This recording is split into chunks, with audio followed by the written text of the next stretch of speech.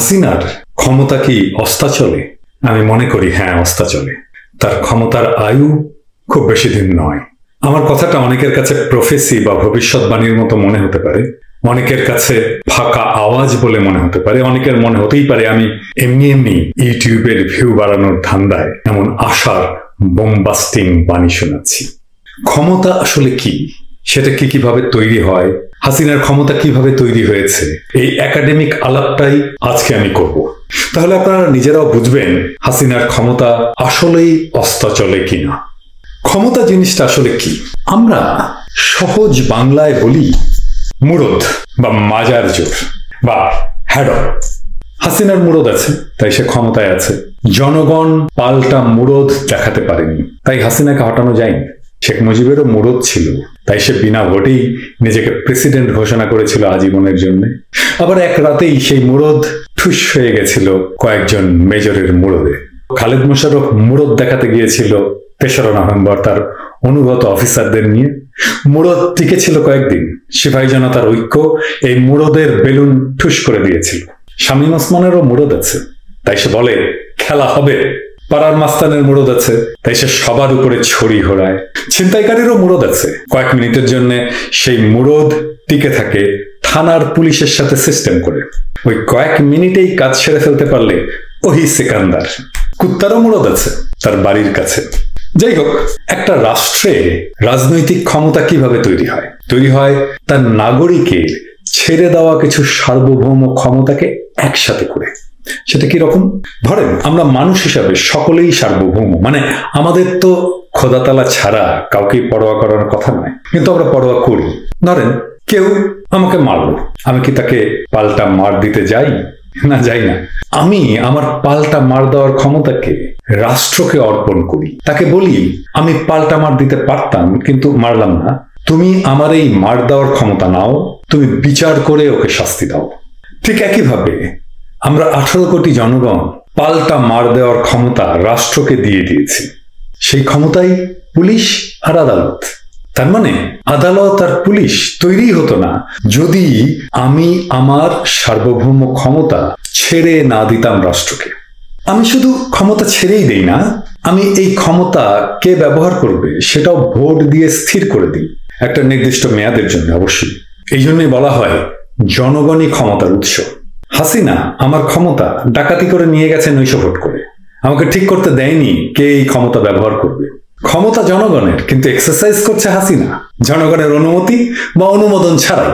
ধরেন আপনার বাসায় কাজের বেটি ছিল সখিনা, আপনি তার কাজে সন্তুষ্টও ছিলেন। একদিন দেখলেন হাসিনা আপনার বাড়ির কাজের বুয়ার পোস্ট দখল করে নিয়েছে, আর সে অখাদ্য রান্না করে আপনাকে সেটা খাইতে বাধ্য করছে, কারণ সেইটা নাকি হাসিনার ড্যাডির স্বপ্ন ছিল। আপনি এখন আমাকে বোঝান যে হাসিনার ড্যাডির স্বপ্ন কেন আমাকে বাস্তবায়ন করতে হবে? একটা আধুনিক গণতান্ত্রিক রাষ্ট্রে ক্ষমতা থাকে জনগণের কাছে। এর মধ্যে কোনো যদি, কিন্তু, তবে এসব কিছুই নেই। কিন্তু ক্ষমতা কি আসলেই জনগণের কাছে থাকে? অনেক সময় এ ক্ষমতা জনগণের বেহাত হয়ে যায়। ক্ষমতা কিভাবে তৈরি হয়, ক্ষমতা কিভাবে এক্সারসাইজ করা হয় সেটা না বুঝলে আপনি নিজে জনতা হয়ে আপনার ক্ষমতাকে ব্যবহার করতে পারবেন না। আপনি ডাকাতদের হাত থেকে আপনার লুণ্ঠিত ক্ষমতাকে ফিরিয়ে আনতে পারবেন না। ক্ষমতার সংজ্ঞাটা কি? ক্ষমতা মানে হচ্ছে আপনার সেই মুরদ যা দিয়ে আপনি অন্যকে আপনার পছন্দ মতো কাজ করিয়ে নিতে পারেন। হাসিনা চায় সে নৈশ ভোট করুক আর গুম খুন করুক, আপনি যেন এর বিরুদ্ধে টু শব্দটা করতে না পারেন। আপনি যদি হাসিনার এই ইচ্ছাতে চলেন তাহলে হাসিনা প্রকৃতই ক্ষমতাবান। রাজনৈতিক ক্ষমতা জনগণের ভোট থেকে আসে, আমরা আগেই দেখেছি, কিন্তু হাসিনা তো ভোট করেনি, তাকে কেউ ভোট দেয়নি। তাহলে হাসিনার ক্ষমতার উৎস কি? ভোট ছাড়া রাজনৈতিক ক্ষমতা 6 ভাবে তৈরি হয়। প্রথম ধরন হচ্ছে পিটানির ক্ষমতা, ডান্ডা মেরে ঠান্ডা করার ক্ষমতা, সেটা গোপালী পুলিশ হোক আর হেলমেট বাহিনী ছাত্রলীগ হোক। দ্বিতীয় হচ্ছে টাকা, টাকা বা সম্পদ ক্ষমতা তৈরি করে। টাকা দিয়ে যে কোনো কিছু কিনে নেওয়া সম্ভব। যেমন বাংলাদেশে টাকা দিয়ে আদালতের রায় কেনা যায়, থানার ওসিকে কেনা যায়, র্যাবকে দিয়ে কন্ট্রাক্ট কিলিং করানো যায়, রাজনৈতিক দল করা যায়, রাজনৈতিক দলের জনসভায় লোক আনা যায়, গুন্ডা ভাড়া করা যায়। হারিসারা নাকি টাকা দিয়ে র্যাব পুলিশকে প্রাইভেট গুন্ডা বাহিনীর মতো ইউজ করে। এখন নিশ্চয়ই বুঝছেন কেন হাসিনার দলের লোকেরা ব্যাংক লুট করে, কেন হাসিনা পৃথিবীর সবচেয়ে ব্যয়বহুল উন্নয়ন প্রকল্প নেয়, কেন আমাদের রাস্তাগুলো সবচেয়ে বেশি দামি দুনিয়ার মধ্যে, আবার সেই রাস্তা টেকেও না? তৃতীয় হচ্ছে রাষ্ট্রীয় প্রতিষ্ঠান, যেমন আদালত, আমলাতন্ত্র, আইন। দেখেন, ডিজিটাল সিকিউরিটি অ্যাক্ট, দুদক, মামলা, এসব দিয়ে ঠান্ডা করে দেওয়া হয় না সরকার বিরোধীদের? এটা একটা ক্ষমতা। চতুর্থ ধরনের ক্ষমতা আসে সমাজের সম্মতি থেকে। সমাজে যেই চিন্তা প্রাধান্য বিস্তার করে থাকে সেই চিন্তা থেকে একটা সামাজিক ক্ষমতার উদ্ভব হয়। যেমন আমরা তরুণ বয়সে মুরব্বীদের সামনে সিগারেট খেতাম না, ওনারা সামনে এলে আমরা মাথা তুলে তাকাতাম না, মাথা নিচু করে হেঁটে যেতাম। মুরব্বীরা সন্ধ্যার পরে আমাদের বাসার বাইরে দেখলে এমন ধমক দিতেন যে আমরা ভয়েই কুঁকড়ে যেতাম। সমাজের এই ক্ষমতা থাকে সমাজের ইনস্টিটিউশনগুলোকে ঘিরে। সেই ইনস্টিটিউশনগুলো ধর্মীয় প্রতিষ্ঠানগুলো থেকে নিয়ন্ত্রিত হয়, যেমন মসজিদ, মন্দির, চার্চ। যেমন ধরুন আকিকা, বিয়ে, কুলখানি, দাফন, শ্রাদ্ধ, পূজা, পার্বণ, এমন ধর্মীয় উৎসবগুলো। এই কারণে আপনি খেয়াল করবেন হেফাজত কেন সামাজিকভাবে শক্তিশালী। এই সামাজিক ক্ষমতাগুলোকে হাসিনা খুব কৌশলে ধ্বংস করে দিয়েছে। আজকে ছাত্রলীগ শিক্ষককে পিটায়, মসজিদে ঢুকে মুসল্লি পিটায়, ফেসবুকে বাপের বয়সী মানুষের কমেন্ট বক্সে এসে সিপি গ্যাং গালির বন্যা ছুটিয়ে দেয়। সে সিপি গ্যাংকে হাসিনার পিএম অফিসের সহকারী আশরাফুল আলম খোকন টাকা আর শেল্টার দেয়। পঞ্চম ক্ষমতা হচ্ছে আইডিয়া বা বয়ান তৈরি করার ক্ষমতা। দেখেন, আপনাকে একসময় বিশ্বাস করতে বাধ্য করানো হয়েছে ইসলাম আর মুক্তিযুদ্ধ পরস্পরের শত্রু। রাজাকারেরা ছিল সব মৌলানা, তাদের দাড়ি ছিল, তারা টুপি মাথায় দিয়ে সুন্নতি পোশাক পরে রাজাকারি করত। মুক্তিযুদ্ধে ইসলামের সাথে ফয়সালা হয়েছে, মুক্তিযুদ্ধ করাই হয়েছে ধর্মনিরপেক্ষতা প্রতিষ্ঠা করার জন্য। ইসলামী ভাব চিহ্ন থাকলে সেটা প্রতিক্রিয়াশীলতা। এই যে বয়ান, এই বয়ান দিয়ে বাংলাদেশের সংখ্যাগরিষ্ঠ মানুষকে একটা গ্লানির বোধে বেঁধে ফেলা হয়েছিল। এই বয়ানই রাজত্ব করতে এতদিন। সেই বয়ান ছিল এই তথাকথিত সেকুলার প্রগতিশীলদের ক্ষমতার উৎস। এই বয়ানের পাল্টা বয়ান যখন হাজির করা গেছে, তখনই সেই সেকুলার আইডিয়ার বয়ানে ধস নেমেছে, ক্ষমতায় ধস নেমেছে। খেয়াল করলে দেখেন, থেমিস অপসারণের আন্দোলন, আর্গুমেন্ট কি ছিল? আর্গুমেন্ট ছিল থেমিস আমাদের সংস্কৃতিতে ন্যায়ের প্রতীক নয়। এক লাইনের একটা আর্গুমেন্ট, এই এক লাইনের এই আইডিয়ার শক্তি এমনই, থেমিসকে অপসারণ করতে বাধ্য হতে হয়েছে হাসিনাকে। কোন তথাকথিত প্রগতিশীল আর্গুমেন্ট দাঁড়াতেই পারেনি। ষষ্ঠ, শেষ ক্ষমতার উৎস হচ্ছে সংখ্যা। বিপুল সংখ্যায় মানুষ যখন রাস্তায় নেমে আসে, তখনই তৈরি হয় রাজপথের ক্ষমতা, তৈরি হয় রাষ্ট্র বিপ্লব। সেজন্যই সমাবেশ, মিছিল, এসবে হাসিনার এত ভয়। এগুলো পাল্টা ক্ষমতা। কোথাও কেউ জড়ো হলেই সেটাকে ভেঙে দেওয়ার জন্য মরিয়া হয়ে ওঠে গোপালী পুলিশ। ভাবুন, সেই 5ই মে শাপলা চত্বর, সেই মোদী বিরোধী লড়াই, সেই নিরাপদ সড়কের আন্দোলন, সেই কোটা বিরোধী আন্দোলন, বিপুল সংখ্যার কাছে হাসিনা পিছু হটেছে, বা বলতে হয় পিছু হটতে বাধ্য হয়েছে। এই ক্ষমতা কিভাবে কাজ করে এটা না জানলে আপনি ক্ষমতার সাথে লড়তে পারবেন না। ক্ষমতা কখনো স্থির নয়, ক্ষমতা তার পাল্টা ক্ষমতার সাথে দ্বন্দ্বে লিপ্ত থাকে। হয় আপনি ক্ষমতাকে চ্যালেঞ্জ করবেন, অথবা আপনি ক্ষমতার আনুগত্য মেনে নেবেন। দেখেন হাসিনা কতবার পিছু হটেছে। নিরাপদ সড়কের আন্দোলন, কোটা বিরোধী আন্দোলন, থেমিস অপসারণ, মুজিবের ভাস্কর্য না বসানো, এখন আমেরিকার স্যাংশন। ক্ষমতা নদীর স্রোতের মতো, এটার গতিমুখ আছে, এটার গতি ঠিক করে রাজনীতি বা রাজনৈতিক বয়ান। আপনি আপনার কাঙ্ক্ষিত পথে ক্ষমতার স্রোতকে নিয়ে যেতে পারছেন কিনা সেটাই আপনার মুন্সিয়ানা।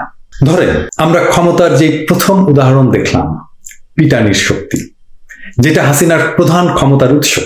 সে ভয় দেখায়, ভয় দেখিয়ে বসে রাখে। এই ক্ষমতার উৎসকে একেবারে ঠান্ডা করে দেওয়া গেছে আমেরিকান স্যাংশন দিয়ে। এখন হাসিনার পুলিশ ভালো হয়ে গেছে। হাসিনার পুলিশ আর গুম করে না, ক্রসফায়ার করে না। গুমের শিকার ব্যক্তিদেরকে থানায় ডেকে এনে সাদা কাগজে স্বাক্ষর নিয়েছিল কয়েকদিন আগে। ফেসবুকে ধমক খেয়ে মিউ মিউ করে বলে, না আমরা তো গুমের শিকার ব্যক্তিদের খোঁজে তদন্তের কাজে গিয়েছিলাম। বেঞ্জির বুক টান টান করে ভুঁড়ি বের করে দিয়ে জঙ্গিবাদ নিয়ে গরম গরম বক্তব্য দিত না, আর দেয় না, আর দেবে না। ও চুপ। বিদেশে থাকা ইউটিউবারদের নিয়ে হুঙ্কার দেয় না। কি দিন আইলো। ক্ষমতা সবসময় একটা জায়গায় কেন্দ্রীভূত হতে চায়। ক্ষমতা নিজেই তার চরিত্র অনুসারে কাউকে অধিক ক্ষমতাবান করে তোলে। তাই ক্ষমতার কন্ট্রোল দরকার, নিয়ন্ত্রণ দরকার। এই নিয়ন্ত্রণ আসে অনেকগুলো জায়গা থেকে। রাষ্ট্রীয় ইনস্টিটিউশন থেকে আসে, সামাজিক শক্তি থেকে আসে, বিরোধী দল থেকে আসে, সংগঠন সমাবেশের অধিকার থেকে আসে। হাসিনা সবকিছুকে ধ্বংস করেছে, বিরোধী দলকে ধ্বংস করেছে, সভা সমাবেশের অধিকারকে কেড়ে নিয়েছে, আদালতকে ধ্বংস করেছে, আদালত হাসিনার কথায় চলে, আমলাতন্ত্রকে ধ্বংস করেছে, ইনস্টিটিউশনকে ধ্বংস করেছে। এইবার আসুন সেই প্রথম প্রশ্নে আমরা আবার ফিরে যাই। হাসিনার ক্ষমতা কি অস্তাচলে? আমি ক্ষমতার যে 6টা উৎসের কথা বলেছি সেটা মনে আছে? আমি আবার বলছি, মিলিয়ে নিন হাসিনার কোনটা আছে কোনটা নাই। পিটানির ক্ষমতা, টাকার ক্ষমতা, রাষ্ট্রীয় প্রতিষ্ঠানের ক্ষমতা, আইনের ক্ষমতা, আমলাতন্ত্রের ক্ষমতা, সমাজের সম্মতির ক্ষমতা, আইডিয়া বা বয়ান তৈরির ক্ষমতা, সংখ্যার ক্ষমতা। হাসিনার ক্ষমতার উৎস প্রথম 3টা, পিটানির ক্ষমতা, টাকার ক্ষমতা, রাষ্ট্রীয় প্রতিষ্ঠান, আইন, আমলাতন্ত্রের ক্ষমতা। হাসিনার সমাজের সম্মতি নাই, আইডিয়া বা বয়ানের ক্ষমতা নাই, হাসিনার সংখ্যার ক্ষমতাও নাই। হাসিনার 3 ক্ষমতার মধ্যে প্রথম ক্ষমতা যেটা পিটানির ক্ষমতা, সেই ক্ষমতাকে ল্যাংড়া করে দেওয়া গেছে। সে আর ভয় দেখাতে পারে না। তার ভয় দেখানোর ইনস্টিটিউশন র্যাব অকেজো পুরোপুরি। পুলিশের আইজির মাথায় স্যাংশন, তেরিবেরি করলে আরো স্যাংশন আসবে। এইবার দ্বিতীয় ক্ষমতা, টাকার ক্ষমতা। বাইডেন পাচার করার টাকায় হাত দিচ্ছে। 2 নম্বর ক্ষমতার উৎসে হাত দিচ্ছে বাইডেন। হাসিনার ক্ষমতা কি অস্তাচলে? এবার আপনি নিশ্চয়ই উত্তরটা জানেন। এখন আপনার কাজ কি? আপনার কাজ আপনার ক্ষমতার জায়গাগুলোর চর্চা করা, আপনার ক্ষমতাকে বাড়িয়ে তোলা। আপনার 3টা ক্ষমতা আছে। আপনার আইডিয়ার ক্ষমতা আছে, আপনার সামাজিক শক্তির ক্ষমতা আছে, আপনার সংখ্যার ক্ষমতা আছে। আপনার বয়ান তৈরি করুন, আইডিয়া তৈরি করুন, আইডিয়া রুলস। যারা শক্তিশালী বয়ান তৈরি করে তাদের বয়ান যদি হাসিনাকে দুর্বল করে, তাদের বয়ান ঊর্ধ্বে তুলে ধরুন। সমাজের শক্তিকে নিজের পক্ষে রাখুন। মুরব্বীদের সম্মান দিন, মা, খালা, ফুপাদের, সমাজের মুরব্বী নারীদের পক্ষে রাখুন। আর এক মজলুমকে চিনে নিন, তার হাতে হাত রাখুন, সংগঠিত হন। মনে রাখবেন, মজলুমের কোনো দল নেই, তাদের একটাই দল, সে মজলুম। যদি আপনি মজলুম হন আর এক মজলুমকে যদি আপনি চিনতে না পারেন, তার হাতে যদি হাত রাখতে না পারেন, তাহলে আপনি কিসের মজলুম? যদি আপনি জালেমকে চিনতে না পারেন, তাহলে আপনি কিসের বিপ্লবী? ব্রড বেসড ঐক্য গড়ে তুলুন, শক্তি সঞ্চয় করুন চূড়ান্ত বিজয়ের জন্য। তাহলে আপনি গণবিরোধী ক্ষমতাকে গণশক্তির ক্ষমতা দিয়ে পরাস্ত করতে পারবেন। মনে রাখবেন, মহান সৃষ্টিকর্তা সবসময় ইনসাফের পক্ষে, ন্যায়ের পক্ষে, সত্যের পক্ষেই থাকেন।